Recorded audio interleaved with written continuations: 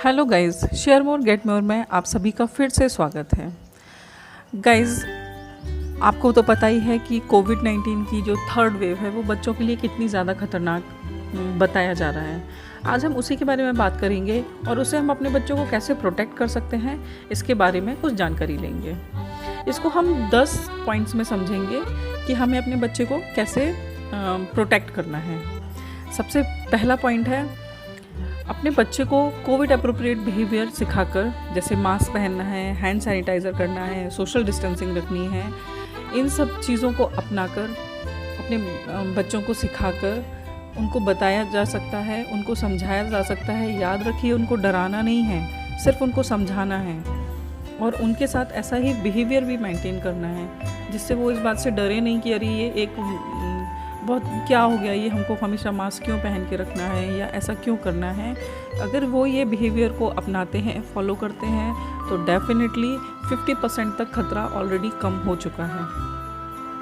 ध्यान रखिएगा, र्यूमर्स से बच रहे हैं, हमेशा फालतू की इधर उधर की बातों में ना आएँ और टाइम से बच्चे को हैंड सैनिटाइज़ करना है। मेरी माने तो बच्चे की स्किन काफ़ी सॉफ्ट होती है, तो उनको अगर आप बार बार साबुन से भी हाथ धुलवा रहे हैं वो बहुत अच्छा है, अगर आप हैंड सैनिटाइज़र का यूज़ कम ही करें तो। सेकंड पॉइंट है, देखिए वैक्सीनेशन लगवाना बहुत ज़रूरी है। अब तक ये हम सबको पता चल गया, बहुत सारे र्यूमर्स फैल चुके हैं कि लगवाना है या नहीं लगवाना है, लेकिन वैक्सीनेशन करवाना बहुत ज़रूरी है। हाँ, बच्चों के लिए अभी जो वैक्सीनेशन का ट्रायल है वो चल रहा है, बच्चों के लिए भी कोई वैक्सीन नहीं आई है, लेकिन एक्चुअली पेरेंट्स तो वैक्सीन करवा सकते हैं ना। पेरेंट्स नहीं सकता है, देखिए जिनकी एज अभी बिलो 18 ईयर्स है, जो प्रेग्नेंट लेडीज़ हैं या जिनको अभी इन्फेक्शन हुए, वायरस इन्फेक्शन हुए अभी 4 हफ्ते नहीं हुए हैं, सिर्फ वो लोग वैक्सीन नहीं करवा सकते हैं, लेकिन बाकी सारे लोग वैक्सीन करवा सकते हैं।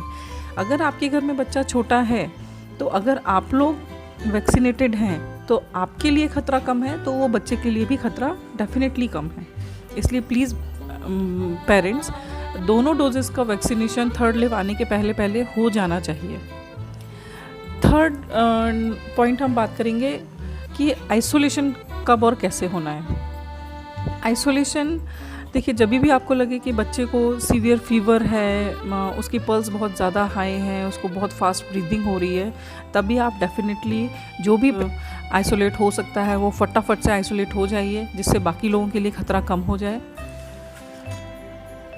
और अगर घर में किसी और को ऐसा लगता है कि उसको फीवर हो रहा है या उसको इन्फेक्शन का थोड़ा सा हो सकता है कि ऐसा हो गया हो कहीं से, तो प्लीज़ वो तुरंत की तुरंत आइसोलेट हो जाए, जिससे बच्चों में खतरा कम हो। आइसोलेट होते ही सबसे पहले अपने डॉक्टर से कांटेक्ट करें, उसको क्या हुआ है, अभी उसको हॉस्पिटल लाना या एडमिट करना ठीक है या नहीं है, जैसा आपका पीडियाट्रिशियन या जैसा आपका डॉक्टर बोले सेम आपको वैसा ही करना है। कई डाटा में तो ये भी पाया गया है कि डॉक्टर्स का कहना है कि बच्चे को काफ़ी देर से लाए, इसलिए केस ख़राब हो गया, तब तक बच्चे के अंदर बहुत ज़्यादा इन्फेक्शन फैल चुका था। तो प्लीज़ ध्यान दीजिए कि ठीक है, घरेलू उपाय हम सब लोग बहुत अपना रहे हैं, अपनाना भी चाहिए, लेकिन जब भी हमको लगे बच्चे के बारे में बात हो तो प्लीज़ सबसे पहले अपने पीडियाट्रिशियन की सुनिए, इधर उधर की र्यूमर्स में मत पड़िए। फोर्थ पॉइंट हम बात करते हैं डिसइंफेक्ट करना। फ्रिक्वेंटली टच सरफेस को डिसइंफेक्ट करते रहिए। जिस लेवल तक आपका बच्चा पहुंच पाता है, जहां से वो अपने हाथ से कुछ चीज़ें उठा रहा है या जिस सरफेस को वो बार बार टच कर सकता है, उसको तो डेफिनेटली बार बार डिसइंफेक्ट करना ज़रूरी है। बड़े बच्चे हैं, देखिए वो समझ सकते हैं, लेकिन छोटे बच्चे हैं, उनको बार बार रोकना टोकना, ये सब उनके मेंटल हेल्थ पे भी असर डालता है। तो ये हमारा काम है डिसइंफेक्ट करना। इसीलिए जैसे डोर नॉब्स हैं, हैंडल्स हैं, इवन फर्नीचर है, इवन रिमोट है, फ़ोन्स हैं, जो हमारे साथ हमेशा जिनके साथ हम हमेशा टाइम स्पेंड करते हैं, ये चीज़ों के साथ, इन चीज़ों को तो डेफिनेटली बार बार डिसइंफेक्ट करना बहुत ज़्यादा ज़रूरी है। फिफ्थ पॉइंट हम बात करते हैं इम्यूनिटी। पिछले 1.5 साल से इम्यूनिटी तो मुझे नहीं लगता अब कोई भी ऐसा बच्चा है जिसको पता ही नहीं होगा कि इम्यूनिटी को बूस्ट कैसे करना है। बच्चे के केसेस में क्या है, सेम वही चीज़ें हैं, आपको बैलेंस डाइट फॉलो करना है, उनको फ्रेश फ्रूट्स, जूस, ये सब खिलाना है। एक मिनट, फ्रेश फ्रूट के पहले मुझे याद आया, मुझे किसी योगा टीचर ने बताया था कि फ्रेश फ्रूट्स को आप तुरंत आजकल कंज्यूम मत कीजिए। आप उसको लाइए, धो के रखिए, उसके बाद उसको अगले दिन कंज्यूम कीजिए। इससे अगर उसमें पेस्टिसाइड वगैरह या किसी चीज़ की भी जो है जो हमको अंदर जाके नुकसान कर सकती है, तो हम उससे 80% तक बच सकते हैं। तो मैं फिर भी सभी को मैं यही सजेस्ट करूँगी कि प्लीज़ फ्रेश फ्रूट्स को तुरंत उसी दिन कंज्यूम ना करें, उसको नेक्स्ट डे कंज्यूम करें। बैलेंस डाइट हुआ, फ्रूट्स एंड जूसेस हुआ, लेकिन थर्ड है एक्सरसाइज। डेफिनेटली आप बच्चे के साथ इंजॉय करते हुए, जिससे उसका टाइम भी मतलब मैनेज हो रहा है कि वो हाँ थोड़ा हैप्पी है, अपनी पढ़ाई से, स्क्रीनिंग से दूर है और आपके साथ इंगेज है, और उस समय आप उसको एक्सरसाइज करवाइए। और उसको हाइड्रेट रहना बहुत ज़रूरी है। हाइड्रेट रखिए, आप उसके हाथ में एक बॉटल दे दीजिए कि ये बॉटल तुम्हारी है और तुमको इसी बॉटल से पानी पीना है। अब या फिर जूस देते रहिए उसको, बीच बीच में लिक्विड फ्लूइड असर ना आए। ये सब चीज़ें इम्यूनिटी के अंदर आती हैं। अगर आप ये सोच रहे हैं कि बच्चा पढ़ाई कर रहा है, अभी उसको होमवर्क करना है, अभी उसको लर्न करना है, अभी उसकी क्लासेस हैं, देखिए वो तो वो अपने टाइम पे कर रहा है, आप उसको उसके लिए करवा ही रहे हैं। लेकिन उसके अलावा कि अभी तुम्हारा होमवर्क बाकी है, अभी तुम एक्स्ट्रा पढ़ाई करो, ये करो, अकेले बैठो, अकेले बैठ के पढ़ो, ऐसा मत कीजिए प्लीज़। बच्चे के मन में क्या चल रहा है ये सब भी जानने की कोशिश कीजिए। ये सब कुछ उसके लिए भी बहुत नया है, और ख़ासकर जब अभी तक तो हम जैसे रह रहे थे उनको भी आदत पड़ गई है, लेकिन अब जब ये सुनने में आ रहा है कि बच्चों के लिए ख़तरनाक है, बच्चों के लिए ख़तरनाक है, तो हो सकता है ये बच्चे के माइंड पे इफ़ेक्ट डाले। तो उनके साथ बातचीत कीजिए, उनके साथ इंगेज रहिए, आप उनकी एक्टिविटीज़ में इंगेज होइए, उनको आप अपने घर के कामों में इंगेज करिए। या यकीन मानिए बच्चे बहुत इंटरेस्ट से आपकी हेल्प करना चाहते हैं। 6th पॉइंट है बेसिक वैक्सीनेशन। देखिए बच्चा, अगर आपने 1.5 साल से या लास्ट लॉकडाउन में या इस लॉकडाउन में उसका वैक्सीनेशन का टाइम था, अगर आप किसी कारणवश नहीं लगवा पाए हैं तो प्लीज़ उसको कंटिन्यू करवाइए। अपने डॉक्टर से बात कीजिए कि जो वैक्सीन छूट गए हैं उसको हम किस वे में आगे लेके जाएं। वो आपके डॉक्टर आपकी हेल्प करेंगे, लेकिन वैक्सीनेशन होना बहुत ज़रूरी है। देखिए वो वैक्सीन्स भी इसीलिए दी जा रही हैं ताकि वो जिस बीमारी से लड़ने के लिए उनके अंदर एंटीबॉडीज़ बने, तो अगर वो वैक्सीन लगेंगी तो डेफिनेटली आपके बच्चे का इम्यून बूस्ट होएगा। 7th पॉइंट है do not venture out with your children in crowded places. Definitely it is very important. आपको बाहर बेवजह या बच्चे के साथ बेवजह नहीं जाना है, बाहर बिल्कुल भी नहीं जाना है। देखिए सिर्फ इस वजह से काफ़ी लोग बाहर जा रहे हैं कि लॉकडाउन खुल गया तो चलो घूम कर आते हैं, बच्चों को घुमा कर लाते हैं। प्लीज़, लॉकडाउन खोला गया है किसी और मजबूरी की वजह से। सिर्फ कोरोना वायरस की वजह से 1.5 साल में हम लोगों को ये आदत पड़ जानी चाहिए कि हमको बेवजह बाहर नहीं जाना है। कई जगहों पर तो रोड्स पर जाम देखे गए हैं, कई जगहों पर तो जो मार्केट्स हैं वहाँ इतना क्राउड देखा गया है कि भाई लॉकडाउन खुल गया तो चलो घूम कर आते हैं। ये चलो घूम कर आते हैं वाली बात आप बाद में भी कर सकते हैं, जब हम कोरोना वायरस से कम्प्लीटली ख़त्म कर देंगे। जब हम कोरोना वायरस को, देखिए फर्स्ट वेव पर हम लोगों ने इसीलिए जल्दी कंट्रोल कर लिया था क्योंकि हम लोगों के अंदर डर था, लेकिन अब डर नहीं है।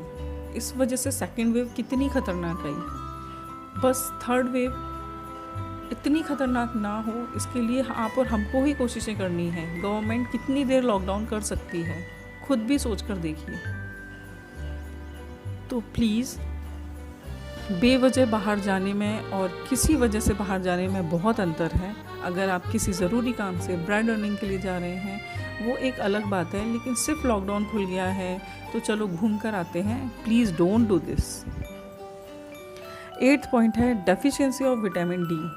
पिछले 1.5 साल से आप और हम किसी ना किसी वजह से, किसी काम की वजह से या किसी छोटी मोटी ज़रूरतों की वजह से बाहर जा रहे हैं, लेकिन हम बच्चों को तब भी नहीं बाहर लेके जा रहे हैं, जिसकी वजह से क्या हुआ है बच्चों में या फिर जो एल्डर्स लोग थे उनमें भी विटामिन डी की डेफिशिएंसी देखी गई है।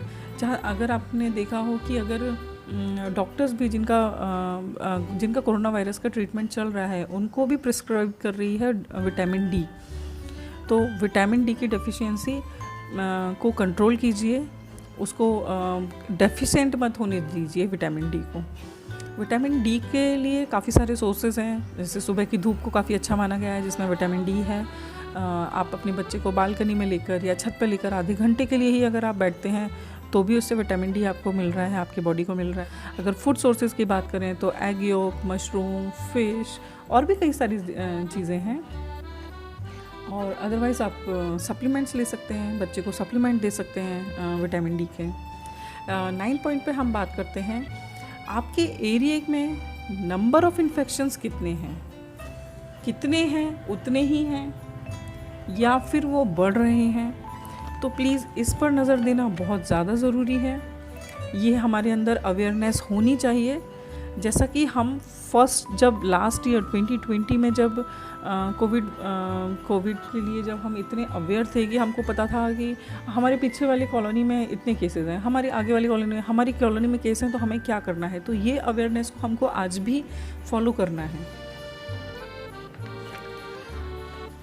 10th पॉइंट और बहुत ही ज़रूरी पॉइंट मैं आपसे बात करूँगी कि देखिए, अगर आपके एरिया में केसेस बढ़ रहे हैं तो आपको किसी भी लॉकडाउन के डिक्लेयर होने का वेट नहीं करना है कि सेंट्रल गवर्नमेंट या स्टेट गवर्नमेंट डिक्लेयर करेंगे हम तो ही लॉकडाउन होंगे।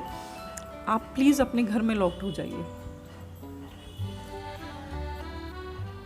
ये बहुत ज़रूरी है खुद को और अपने बच्चे को इन्फेक्शन से बचाने के लिए स्क्रीन टाइम को कम कीजिए, अवेयरनेस को बढ़ाइए, होम कुक्ड खाना खाइए, हाइड्रेटेड रहिए। ये सबसे ज़्यादा ज़रूरी बातें हैं।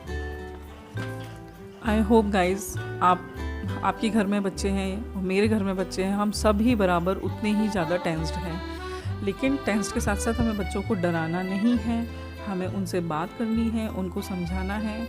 छोटे बच्चे हैं उनको खेल खेल में समझाना है, बड़े बच्चे हैं वो हमारी बातों को देखकर समझ जाते हैं। लेकिन हमको कोरोना से बहुत जल्दी से तो अगर आप और हम सब साथ मिलकर ये कोशिश करेंगे तो डेफिनेटली ये काम ज़रूर होगा। चलिए ओके गाइस, अगर आपको इन्फॉर्मेशन ज़रा भी यूज़फुल लगे तो प्लीज़ लाइक करें। अगर आप उसमें कुछ ऐड करना चाहते हैं या आपको कुछ गलत लगा है तो प्लीज़ डिसलाइक करें एंड ऑफ कोर्स सब्सक्राइब ज़रूर करें। बेल आइकन को हिट करना ना भूलें।